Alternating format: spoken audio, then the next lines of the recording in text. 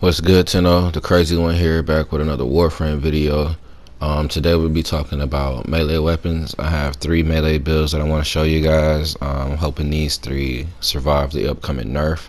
We'll be talking about the pros and cons of each of them, what scenarios you should use them in, what situations you might want to avoid them in, things of that nature. And we'll also be talking about the companion that I think is best for using, melee focused combat. The Warframe that we'll be using today for this is Emperor Frost, just because he has the crowd control to keep enemies still and not have them flying all over the place whenever we do a heavy attack or try to do a melee combo. The build that I'm using for him is here. It's just a lot of duration, all the duration mods plus whatever else you want to go with. I chose to go with a little bit of survivability, a little bit of efficiency, a little bit of range, and even threw one of his augment mods on there.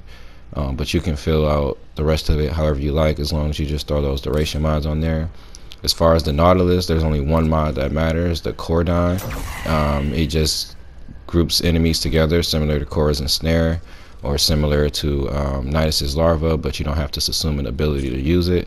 And yeah, it just holds them in place. I'm not sure what the duration is on it exactly, but it holds them for a decent enough time for you to go nuts with the melee.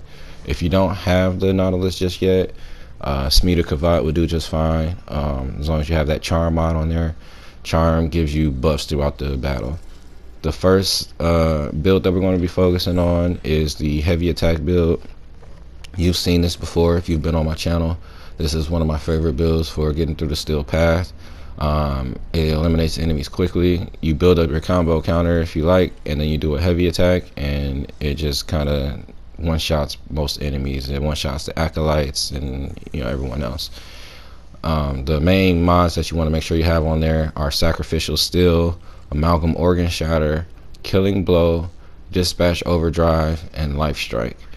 The pros to this build is pretty high critical chance, and the heavy attack gives you double critical chance, so you're pretty much getting those red crits right off the bat without having a combo at all, without having a combo count at all. The Life Strike gives you some extra survivability. Once your health gets low, you do one heavy attack and your health is pretty much full again. The Dispatch Overdrive can take a slow frame and make it a fast frame. Say for example you're using Grendel or even someone like Frost where they have less than 100% speed. You use one heavy attack, it gives you 60% boost for 15 seconds, and you can get to wherever you're going and within a reasonable time. If not, you can just use another heavy attack and speed up again. So yeah, this is one of my favorite builds that I use quite a bit, getting through the star chart, as far as the steel path star chart, bunching them together and getting in these hits. One of the downsides is you're using heavy attacks and you don't have much heavy attack efficiency, so every heavy attack is taking your combo count down practically to 0, and then your damage falls off dramatically once your combo count falls down. So just keep that in mind. That's one of the downsides to this build. But of course, you can just always just kind of focus on light attacks again, get your combo count back up if you need to, and then do another heavy attack with a lot of massive damage and get some of those red crits and get some of those big numbers that everyone likes to brag about.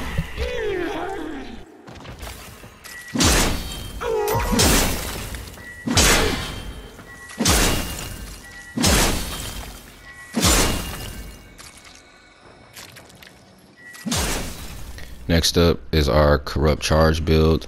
It's very similar to the heavy attack build, but this one is more so focused on status chance as opposed to critical chance. So that's just one kind of key detail to keep in mind. This one we don't use the Life Strike or the Dispatch Overdrive or even focus too much on the heavy attacks like speeding them up or anything. That's another key difference. The heavy attacks are a little bit slower. However, this one does a little bit more damage, quite a bit more damage. I use it for like Sanctuary Onslaught and things of that nature because it's basically a rinse and repeat method. You get your combo count all the way up to 12, and then you use a heavy attack and you pretty much clear off the area. However, you have to do it that way because your combo count is going to go up pretty fast, but it's also going to go down pretty fast because of the corrupt charge. So yeah, you want to just focus on rinse and repeat, get it up to 12, heavy attack. Get it up to 12, heavy attack, and you can do some pretty massive damage. And that's why you want to focus on status, because once you deal that heavy attack, is going to just basically it's going to take care of the area for you while you go focus on doing something else. You can see here these guys are just melting for some reason, except this guy. He just kind of survived, so I'm not sure what that's about. But yeah, like I said, you just kind of get that combo count up to 12. We're going to freeze them so they're not flying around everywhere when you attack them, but get the combo count all the way up to 12, and then just do one heavy attack and pretty much everyone dies.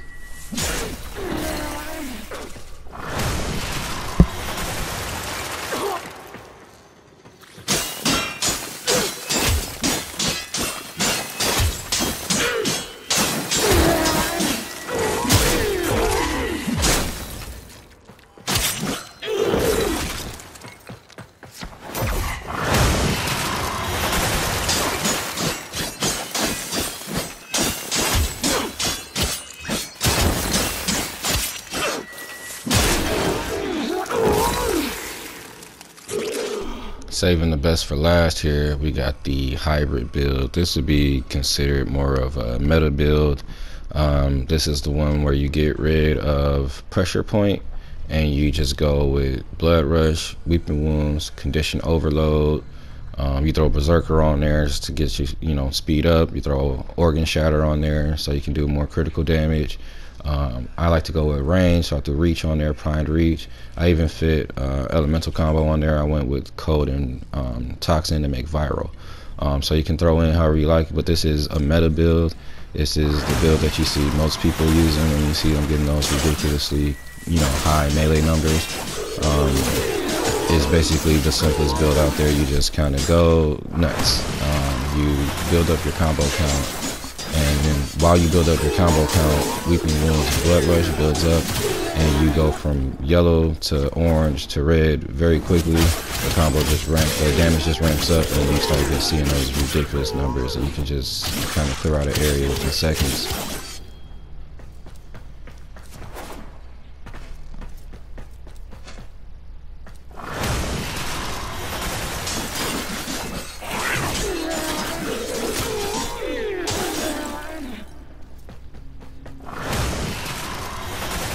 I like to use this build for still pass as well as low level missions. However, one of the drawbacks is the damage is based on your combo count. When the acolytes appear is basically random, you can't really predict it, and there's no guarantee that you're going to have blood rush and weeping wounds where it needs to be when the acolyte shows up. So you might not have the damage you need to do in order to defeat that acolyte in time. And so there's been more than a few instances where I've been defeated by the acolyte before I could kill them with this build. So that's just something to keep in mind. But other than that, this is the best build, bar none, for a melee weapon. Keep in mind, all of the builds that I'm showing you today are universal builds. You don't have to just use them on a sword. As you see, I'm using a dagger here. This will work on a heavy weapon, a staff, whatever your favorite melee is. These builds are universal, so they can work on all melee weapons.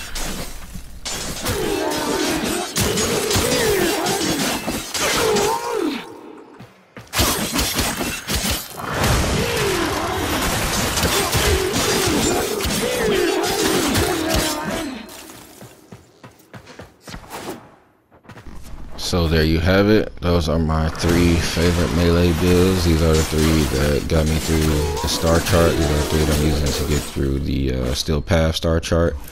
Hoping they survive the upcoming nerf. Thanks for watching. Thanks for sticking around with me for this long. If you did, please like, leave a comment, maybe subscribe, and hit the little bell thing so you can know when I drop more videos. We got a lot more content coming in the future. Here I'm just showing you guys my profile. You can see I got a lot of kills with a lot of different weapons using just these 3 builds. It doesn't matter if it's a staff, it doesn't matter if it's a great sword, a nakana, a 2-handed nakana, a hammer, whatever it is.